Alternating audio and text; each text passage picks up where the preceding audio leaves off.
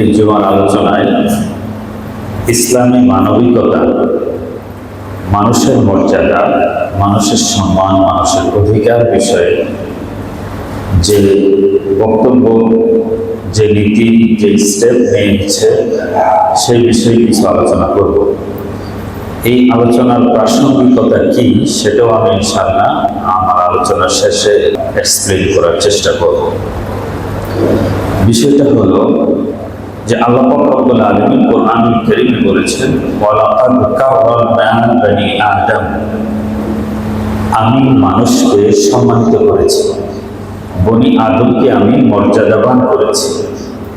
এবং বনি আদমের মর্যাদা এবং শ্রেষ্ঠত্ব প্রকাশের জন্য আল্লাহ পাক রব্বুল আলামিন মানুষকে সৃষ্টির পরে ফেরেশতাদের দিয়ে সিজদা করিয়েছেন। উসজুদু লিআদম, এই আদমকে সিজদা করো, ফেরেশতারা সিজদা করেছে। ফাসাজাদাল মালাইকাতু কুল্লুহুম আজমাউন ইল্লা ইবলিস, সমস্ত ফেরেশতারা সিজদা করেছে, ইবলিস করে নেই। সিজদা না করার কারণে তাকে বিশাল পানিশমেন্ট দেওয়া হয়েছে। তার ৭০,০০০ বছরের ইবাদত বাজেয়াপ্ত করে আল্লাহ পাক রব্বুল আলামিন তাকে অভিশপ্ত করে শয়তান বানিয়ে দিয়েছে। বড় পানিশমেন্ট দেওয়া হয়েছে না, বিশাল পানিশমেন্ট দিয়ে দিয়েছে। আল্লাহ বলেছেন, ওয়ালাকাদ কাররামনা বনি আদম, আমি বনি আদমকে মর্যাদাবান করেছি। এবং দেখেন, মানুষই একমাত্র সৃষ্টি, যে সৃষ্টিটা এমন একটা সৃষ্টি যে মেরুদণ্ড সোজা। এই ডিজাইনে, এই অবয়বে, এই স্ট্রাকচারে অন্য কোনো সৃষ্টি নেই, কপালটা উপরে। এই জন্য আল্লাহ পাক রব্বুল আলামিন মানুষকে খালাকাল্লাহু আদম বিসূরাতি, আল্লাহ মানুষকে তার আকৃতিতে সৃষ্টি করেছেন। তার আকৃতির ব্যাখ্যা আছে, এটা আল্লাহর আকৃতি না, মানে আল্লাহর পছন্দসই আকৃতিতে আল্লাহর ইচ্ছে মতো, মন মতো মানুষকে সৃষ্টি করেছেন। মানুষের যদি শরীরের ব্যাখ্যা দেয়, এটা একটা লম্বা ব্যাখ্যা হবে, এটারও একটা বড় আলোচনা আছে, অন্য কোনো সময় করবো ইনশাআল্লাহ। তো সুন্দর একটা অবয়ব আকৃতি মানুষকে আল্লাহ দিয়েছেন, এবং মানুষের মতো সুন্দর চেহারা, সুন্দর গঠন, সুন্দর আকৃতি আল্লাহ। এই জন্য আল্লাহ পাক রব্বুল আলামিন বলেছেন, লাকাদ খালাকনাল ইনসানা ফি আহসানি তাকওয়িম, আমি মানুষকে সৃষ্টি করেছি সবচেয়ে সুন্দর আকৃতিতে, সবচেয়ে সুন্দর অবয়বে, সবচেয়ে সুন্দর গঠনে আমি মানুষকে সৃষ্টি করেছি। তো মানুষকে আল্লাহ পাক রব্বুল আলামিন সৃষ্টি সেরা বানিয়েছেন, ফেরেশতাদেরকে সিজদা দিয়ে মর্যাদাবান বানিয়েছেন, এবং আল্লাহ পাক রব্বুল আলামিন মানুষের প্রতি সবচেয়ে মহব্বত, ভালোবাসা দান করেছেন। এবং মানুষের মধ্যে একজন মানুষ হযরত মুহাম্মদ মুস্তাফা আহমদ মুজতবা সাল্লাল্লাহু আলাইহি ওয়াসাল্লামের প্রতি এত ভালোবাসা ও মহব্বত প্রকাশ করেছেন যে আল্লাহর আরশের উপরে ওনার নাম লেখা আছে, বলে সুবহানাল্লাহ। তো এজ এ মেন, মানুষ হিসেবে মানুষের কিছু রাইটস আছে, অধিকার আছে। এই অধিকারগুলোকে বলে মানবাধিকার। এর মধ্যে অন্ন, বস্ত্র, বাসস্থান, শিক্ষা, চিকিৎসা, এই 5টা অধিকার হলো মৌলিক অধিকার। তারপরে মানুষের মত প্রকাশের স্বাধীনতা, চিন্তার স্বাধীনতা, এই ধর্মীয় স্বাধীনতা, অর্থনৈতিক স্বাধীনতা, আয় উপার্জন ব্যয়ের স্বাধীনতা, এগুলো মানুষের স্বাধীনতার অংশ। তো শিক্ষা, চিকিৎসা, অন্ন, বস্ত্র, বাসস্থান, শিক্ষা, চিকিৎসা, এই 5টা হল মৌলিক, একবারে মূল চাহিদা, মানুষের বেঁচে থাকার অধিকার। মানুষ হিসাবে জন্মগতভাবে তার বেঁচে থাকার অধিকার আছে, তার জীবনের অধিকার আছে। বেঁচে থাকলে তার খাওয়ার, খাদ্য পাওয়ার অধিকার আছে। খাদ্য থেকে মানুষকে বঞ্চিত করা যাবে না, তার থাকা ঘুম থেকে বঞ্চিত করা যাবে না, তাকে উলঙ্গ করা যাবে না, তার বস্ত্র হরণ করা যাবে না। এটা চাই সে শত্রু হোক, শত্রু হলেও না, যুদ্ধবন্দী হলেও না। যেসব শত্রু প্রতিপক্ষকে মেরে ফেলা যায় আছে যুদ্ধের ময়দানে, কিন্তু যখন তাকে বন্দী করা হবে, ধরা হবে, তাকে খাবার দিতে হবে, তাকে ঘুমাইতে দিতে হবে, তাকে পোশাক দিতে হবে, অসুস্থ হলে তার চিকিৎসা দিতে হবে। এই যে মৌলিক চাহিদাগুলো, এগুলো শত্রু হলেও, প্রতিপক্ষ হলেও, এগুলো থেকে মানুষকে বঞ্চিত করা যাবে না। যখন মানুষের অধিকারগুলো থেকে মানুষকে বঞ্চিত করে, তখন এটাকে মানবাধিকার লঙ্ঘন বলা হয়, হিউম্যান রাইটসকে ভায়োলেশন করা বলা হয়। এটা কখনোই কোনো অবস্থায় করা যাবে না। ইসলাম মানুষের মর্যাদাকে শ্রেষ্ঠ মর্যাদা দিয়ে বলেছেন, ওয়ালাকাদ কাররামনা বনি আদম, আমি বনি আদমকে মর্যাদাবান করেছি, শ্রেষ্ঠত্ব দান করেছি।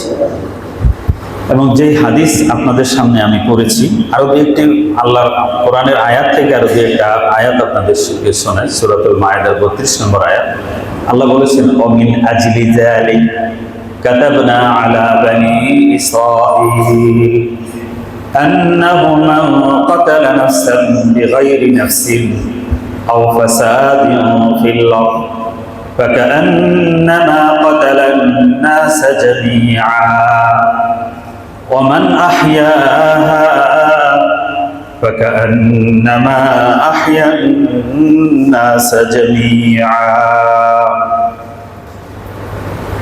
أنه من قتل نفسا بغير نفس أو فساد في الأرض, যদি বিনা কারণে হত্যার বিনিময় ছাড়া বা পৃথিবীতে কোনো অন্যায় বিপর্যয় ডাকাতি করেছে এরকম অন্যায় ছাড়া বিনা কারণে কোনো মানুষ যদি মানুষকে হত্যা করে, মান কাতালা নাফসান বিগাইরি নাফসি আও ফাসাদিন ফিল আরদ ফাকান্নামা কাতালান নাস জামিআ, যেন সে সমস্ত মানব জাতিকে হত্যা করলো।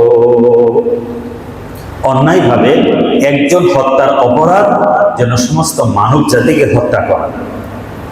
ওমান আহইয়াহা ফাকান্নামা আহইয়ান নাস জামিআ,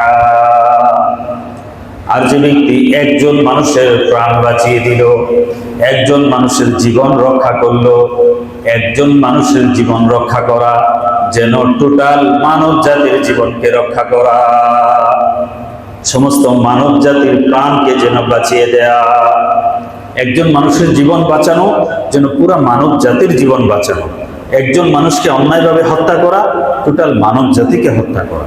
এই জন্য হাদিসে এসেছে, যদি একজন মানুষের হত্যার পিছনে আসমান জমিনের সমস্ত মাখলুক জড়িত থাকে, লাউ ইশতারাকু বিকাতলি রাজুলিন মুমিন লাউ আন্না আহলাস সামাওয়াতি ওয়াল আরদ ইশতারাকু বিকাতলি রাজুলিন মুমিন লাআকাবাহুমুল্লাহু ফিন নার, একজন মানুষের হত্যার পিছনে একজন 10 জন এবং সমস্ত আসমানবাসী সমস্ত জমিনবাসী সকলে যদি মিলে একজন মানুষকে হত্যা করে, এই হত্যার শাস্তি স্বরূপ সমস্ত মানুষকে জাহান্নামে দিতে আল্লাহ একটু দ্বিধাবোধ করবেন। একজন মানুষের প্রাণের মূল্য, জীবনের মূল্য এত বেশি যে অন্যায়ভাবে সকলে মিলে হত্যা করেছে বলে এই শাস্তি লঘু হয়ে যাবে, এখানে হালকা হয়ে যাবে, এখানে কোনো বিচার হবে না তা নয়, বরং হুজুর সাল্লাল্লাহু আলাইহি ওয়াসাল্লাম বলেছেন, সমস্ত আকাশবাসী আর জমিনবাসী মিলেও একজন মানুষকে হত্যা করলে তার হত্যার শাস্তি স্বরূপ আল্লাহ সকলকে জাহান্নামে দিতেও দ্বিধাবোধ করবেন। একজন মানুষের প্রাণ, জীবনের মূল্য এমন বেশি। শুধু মানুষ না, ইসলাম শুধু মানুষের মর্যাদা দেয়, অন্য প্রাণীর মর্যাদাও দিয়েছে। বনি ইসরায়েলের একজন প্রস্টেট মহিলা, একজন বেশ্যা মহিলা, একটি কুকুরকে পানি খাইয়ে একটা প্রাণ বাঁচিয়ে সে নাজাত পেয়ে জান্নাতবাসী হয়ে গেছে। আবার একজন আবেদ মহিলা একটা বিড়ালকে না খেয়ে আটকে রাখছে, বিড়ালকে ঠিক মতো খাবার দেয়নি, অনেক ইবাদত করা সত্ত্বেও এই প্রাণকে কষ্ট দেওয়ার কারণে আল্লাহ ওই মহিলাকে জাহান্নাম দিয়ে দিচ্ছে। হাদিসের কথা।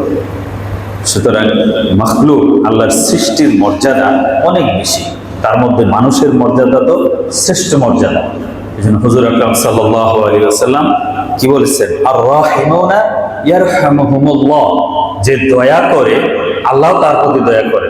ইরহামু মান ফিল আরদি ইয়ারহামুকুম মান ফিস সামা, ইরহামু মান ফিল আরদি ইয়ারহামুকুম মান ফিস সামা, যারা দুনিয়ায় আছে তাদের প্রতি তুমি দয়া করো, যিনি আকাশে আছেন সেই আল্লাহ তোমার প্রতি দয়া করবেন।